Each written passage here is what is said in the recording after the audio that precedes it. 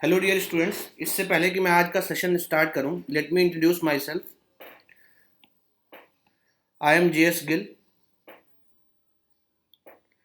And I have work for BARC from 2011 to 2015, and I have more than 7 years, now it is 8 years, teaching experience for GATE and EAC. During this period, I have guided more than 20,000 aspirants for EAC and GATE. This is my Facebook page. You can follow me on this Facebook page to get updates regarding my courses on Unacademy as well as other courses. Right? This is my YouTube channel and this is Telegram channel. Okay. So आज हम लोग बात करने वाले हैं कि कौन से वो इम्पोर्टेंट रीजन्स हैं जिनकी वजह से स्टूडेंट EAC या गेट में फेल होते हैं। ठीक है, and it is very important for freshers. Let me tell you, it's very important specially for freshers.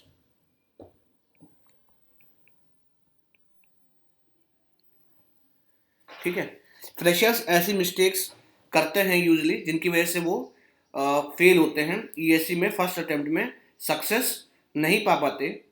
और या इनडायरेक्टली मैं कहूँ कि ऐसी कौन सी बातें हमें ध्यान में रखना है कि हम EAC और गेट में कम से कम समय में सक्सीड हो सके। सबसे पहली चीज़, मैं उन लोगों की बात कर रहा हूँ जो जस्ट प्रिपरेशन स्टार्ट करते हैं। राइट, फर्स्ट पहला कॉमन पॉइंट जो मुझे लगता है अपनी टीचिंग एक्सपीरियंस से कि जिसकी वजह से स्टूडेंट फेल होते हैं, they never analyse the syllabus.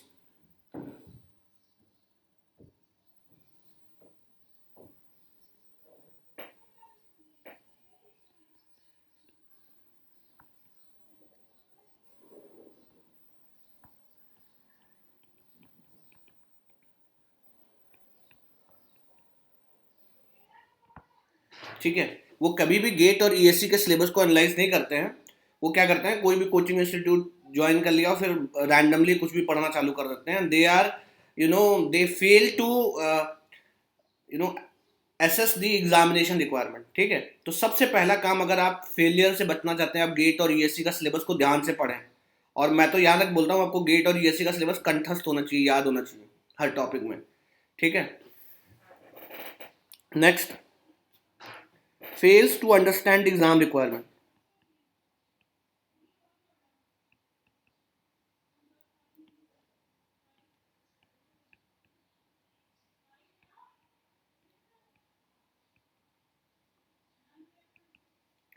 They fails to understand exam requirement.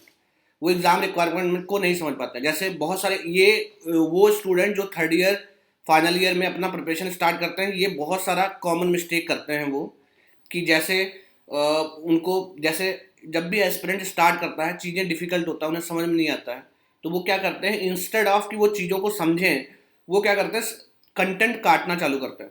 ठीक है, फिर मार्केट में बहुत सारा ऐसा टीचर्स है जिनको पता है कि स्टूडेंट को बहुत कुछ नहीं आता। ठीक है, और जस्ट कि वो स्टूडेंट के बीच में अपना एक गुडविल बना के रखें, वो भी कंटेंट कम पढ़ाते हैं। तो उससे क्या होता है, कभी भी जो एस्पिरेंट्स हैं वो एग्ज़ाम रिक्वायरमेंट क्या है इसको समझ नहीं पाते, एग्ज़ाम में कैसा पेपर बनेगा ये समझ नहीं पाते, और वो फर्जी चीज़ों में इन्वॉल्व रहते हैं। जैसा लाइक वो किसी एजुकेटर का या टीचर का क्लास कर रहे हैं और वो कम कंटेंट पढ़ा रहा है, तो ऑब्वियसली आपको ज़्यादा जल्दी समझ में आएगा और आपको लगेगा नहीं बहुत अच्छा चल रहा है। लेकिन मैं हमेशा ये कहूँगा कि अगर आपको एग्ज़ाम रिक्वायरमेंट समझना है, आप कोई भी टॉपिक पढ़ रहे हो, तो आप प्रीवियस ईयर क्वेश्चंस को ध्यान से देखो। प्लस एक चीज़ और होता है, बहुत एक ट्रैप और बहुत बड़ा है कोचिंग इंडस्ट्री में, कि लोग प्रीवियस ईयर करा देते हैं।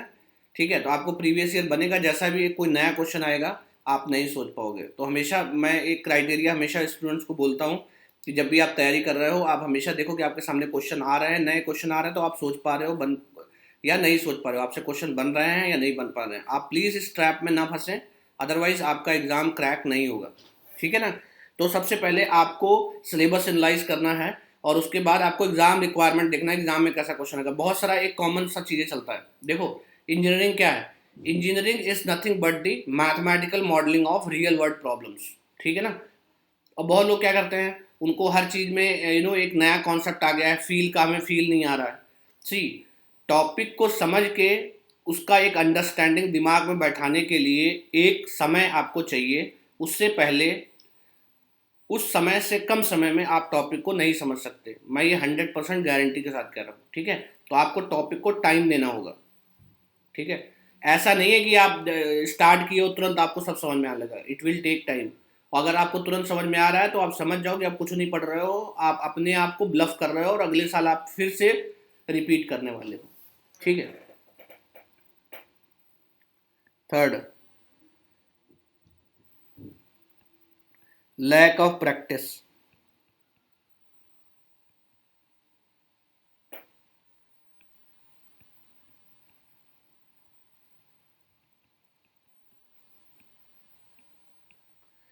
लोग क्वेश्चन प्रैक्टिस नहीं करते, थ्योरी पढ़ते रहते हैं, टीचर ने जो पढ़ा दिया उसी को घूरते रहते हैं, कभी क्वेश्चन ट्राई नहीं करते नए। तो एग्जामिनेशन में you are bound to fail. अगर आप क्वेश्चन प्रैक्टिस अपने आप नहीं कर रहे हो आप फेल हो गए।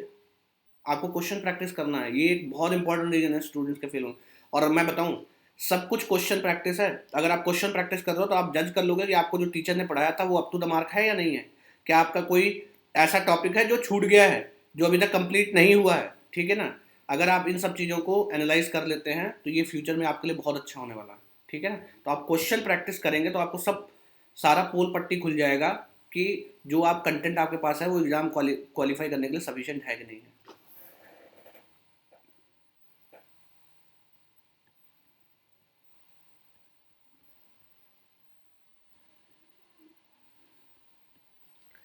Lack of revision. लोग क्या करते हैं, एक बार पढ़ लिया रिवाइज करेंगे, रिवाइज रिवीजन पे ध्यान देंगे, ठीक है ना। अगर आप रिवाइज रिवीजन नहीं करेंगे, आपने पढ़ लिया बहुत अच्छे से, आपको समझ में आएगा, लेकिन आप एग्जाम में अच्छा परफॉर्म नहीं कर पाओगे, ये पक्की बात है। जो लोग भी प्रॉपरली रिवाइज नहीं करता उनका कभी भी अच्छा रैंक नहीं आता, ये 100% पक्की बात है। दूसरा, एक नया कॉन्सेप्ट मैं बहुत सुनता हूँ आजकल, सिलेबस कंप्लीशन।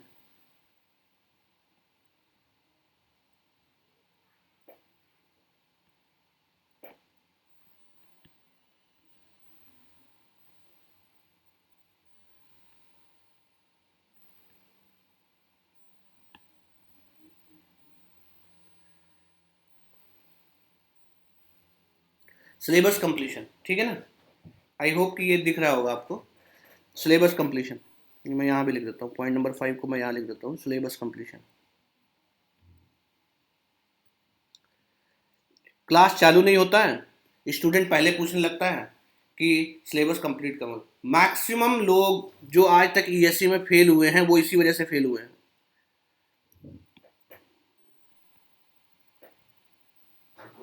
ठीक है। सिलेबस कंप्लीट करना, अरे क्या करना सिलेबस कंप्लीट करके। बहुत लोग देखो सिलेबस कंप्लीट करते हैं, गेट में 30 नंबर आता है। It's not always about syllabus completion, it's about understanding of topics. आपको टॉपिक का अंडरस्टैंडिंग है या नहीं है ये मैटर करता है, ना कि आपका सिलेबस कंप्लीट हुआ। आप 80% भी सिलेबस कंप्लीट करके जाओगे आप टॉप रैंक में आ जाओगे। It's never about syllabus completion. ये नहीं गधे के जैसे सिलेबस कंप्लीट कर लो पूरा और आता जाता कुछ नहीं है, ये मैक्सिमम लोग इस ट्रैप में फंसते हैं,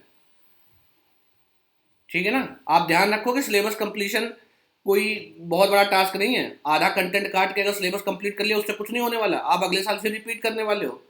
और हो सकता है ऐसे आप 5 ईयर प्लान बनाओ, राइट। तो syllabus completion is not the only thing. Syllabus complete करना है समझते हुए। अगर आपको कंटेंट आ रहा है तो सिलेबस कंप्लीट करने का कोई मतलब, अगर आपको कंटेंट ही नहीं आ रहा तो सिलेबस कंप्लीट करने का कोई सेंस नहीं है।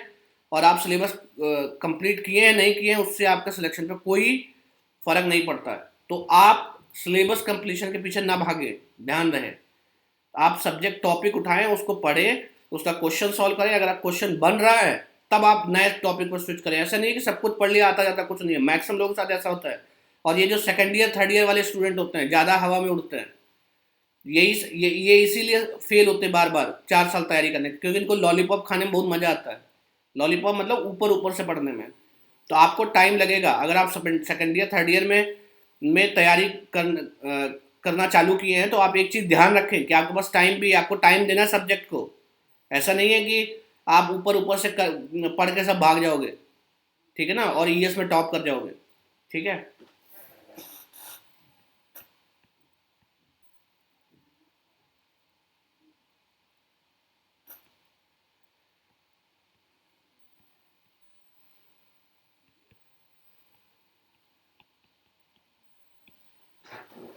बहुत लोग इस कंटिन्यूटी को मेंटेन नहीं कर पाते, ठीक है ना। कंटिन्यूटी को लोग मेंटेन नहीं कर पाते और वो फेल होते हैं। तो आपको जो करना रेगुलर करना। लोग बोलते हैं 16 घंटे पढ़ना, पढ़ ही नहीं सकते, पागल हो जाएगा आदमी। 16 घंटे अगर आप पढ़ रहे हो तो आप खुद को मूर्ख बना रहे हो। कोई आदमी 16 घंटे लगातार नहीं पढ़ सकता, ठीक है। आपको इफेक्टिव स्टडी करना है, आवर्स मैटर नहीं करता, ठीक है। ये चीज़ ध्यान रखें और कंटिन्यूसली स्टडी करें। सो आई होप कि अगर आप इतनी चीज़ों का ध्यान रखेंगे तो आपका प्रिपरेशन सही ढंग से चलेगा। और रिमेंबर, आप ट्रैप में ना फंसे।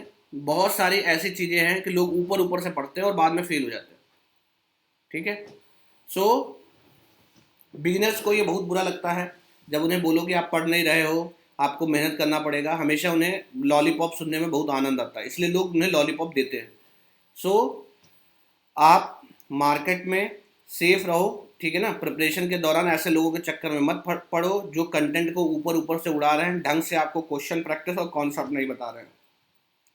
अगर आप ऐसे लोगों के चक्कर में फंसेंगे, you are bound to fail, ठीक है ना। आपको फेल होना आपका तय है। जिससे पहले कि आपका टाइम बर्बाद हो, आपका पैसा बर्बाद हो, इन सब चीज़ों का फ्यूचर में आप ध्यान रखें ताकि आप कंपटीशन में मैक्सिमम बेनिफिट ले सकें। आई होप कि ये सारे सेशन से आपको फ़ायदा होगा। स्पेशली जो फ्रेशर्स हैं, बिगिनर्स हैं, वो इन सब चीज़ों का ध्यान रखें। क्योंकि जब तक आदमी रिपीटर बनता है, 1 साल 2 साल से तैयारी कर रहा है, फिर उसको 2 साल बाद ये सारी चीज़ें समझ में आती है कि अरे नहीं नहीं ऐसा भी होता है, ठीक है ना। सिर्फ सिलेबस कंप्लीट करने से कुछ नहीं होता। तो इसी के साथ मैं ये सेशन वाइंड अप कर रहा हूँ। ये जो भी मैंने डिस्कस किया है ये मेरा एक पर्सनल ओपिनियन है। ये ओपिनियन मैं किसी पे थोप नहीं रहा हूँ। मैं पिछले 8 साल से टीचिंग में इन्वॉल्व हूँ और मैंने हज़ारों स्टूडेंट्स को गाइड किया है। सिर्फ हज़ारों स्टूडेंट्स को नहीं, कई 100 रैंकर्स को गाइड किया है। अराउंड जो जितने लोगों को मैंने पढ़ाया उसमें आप बोल सकते हो 100-200 लोग ईएससी में सेलेक्ट हुए होंगे, कम से कम 500 से 1000 लोग गेट में सेलेक्ट हुए होंगे। तो उन सब से जो डिस्कशन और मेरे अपने एक्सपीरियंस है उससे मैंने ये सारी चीज़ें आप पे डिस्कशन आपके सामने ये सारी चीज़ें रखी हैं। बाकी आप अपनी बुद्धिमत्ता का हमेशा प्रयोग करें, ब्लाइंडली किसी को फॉलो ना करें, ठीक है। और ये सारा जितना भी है ये मेरा पर्सनल ओपिनियन है based on my experience, and I hope कि जो मेरा एक्सपीरियंस है वो आपके काम आएगा। Thank you very much.